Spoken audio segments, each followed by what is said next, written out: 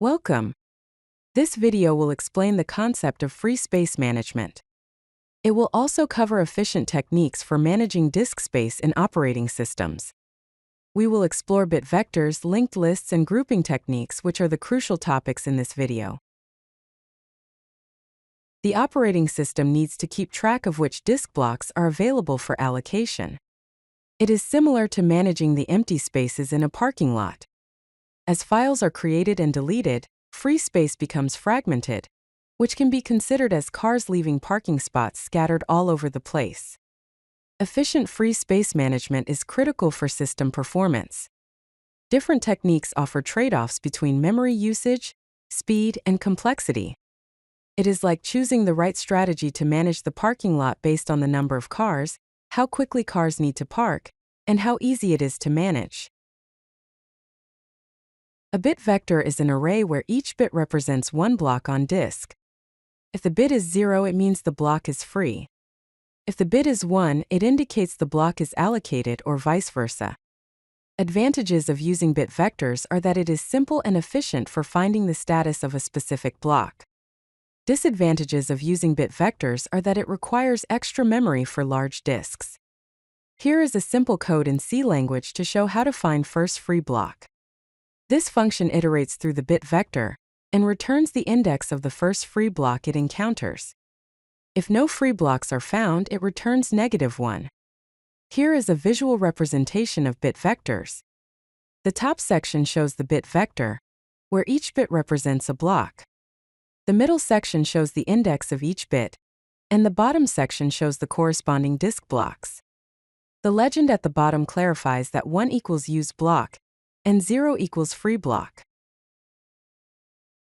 Free blocks are linked together in a linked list. Each free block contains a pointer to the next free block. The advantage is that no extra space is needed beyond the free blocks themselves. Disadvantages are that traversing the list can be slow for large disks. Here's a simple C code. This function allocates a block from the free list by removing the first block from the list and returning it. If the free list is empty, it returns null. Here, the visual representation shows a linked list of free blocks. The list header points to the first free block, block 3, which points to block 7, and so on until block 15, which points to null, indicating the end of the list. The second diagram shows the list after allocating block 3. The free list head now points to block 7. The legend indicates that white blocks are free, and allocated blocks are not shown. Grouping techniques organize free blocks by size. Blocks of similar sizes are grouped together. This helps in quickly finding blocks of appropriate size. Advantages of using grouping techniques are that it reduces fragmentation and improves allocation speed. Disadvantages are that it is more complex to implement and maintain. Common implementations of grouping techniques include the buddy system and the Fibonacci system. Here is a visual representation. It shows blocks grouped by size, such as 1 block, 2 blocks, 4 blocks, and 8 blocks. The arrow in the 2 blocks row indicates a connection between the groups. The buddy system example demonstrates splitting a 4-block group to fulfill a request for 3 blocks. The legend indicates the colors representing single free blocks, grouped free blocks, and allocated blocks. The buddy system divides memory into blocks of size 2 to the power of k, where k is an integer.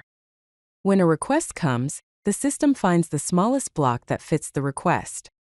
If the block is too large, it is split into 2 equal buddies. When a block is freed, the system checks if its buddy is also free. If both buddies are free, they are merged back together.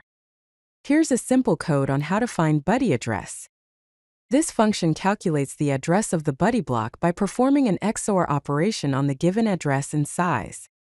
This visual representation shows how the buddy system works. Initially, there is a 64 kilobyte free block. When a 16 kilobyte request comes, the 64 kilobyte block is split into 32 kilobyte blocks, then a 32 kilobyte block is split into 16 kilobyte blocks to fulfill the request. When an 8 kilobyte request comes, a 16 kilobyte block is split into 8 kilobyte blocks to fulfill the request. When the 16 kilobyte block is freed, it becomes available again. This table compares different free space management techniques based on memory overhead, allocation speed, fragmentation, and implementation complexity.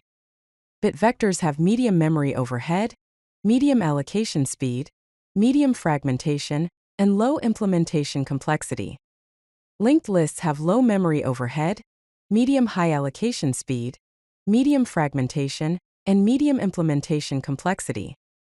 The Buddy system has medium low memory overhead, high allocation speed, high fragmentation, and high implementation complexity.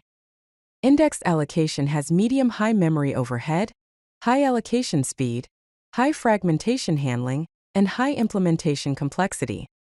More dots indicate higher values, such as more memory overhead, faster allocation, better fragmentation handling, and higher complexity. Key takeaways of this video are that free space management is critical for file system performance.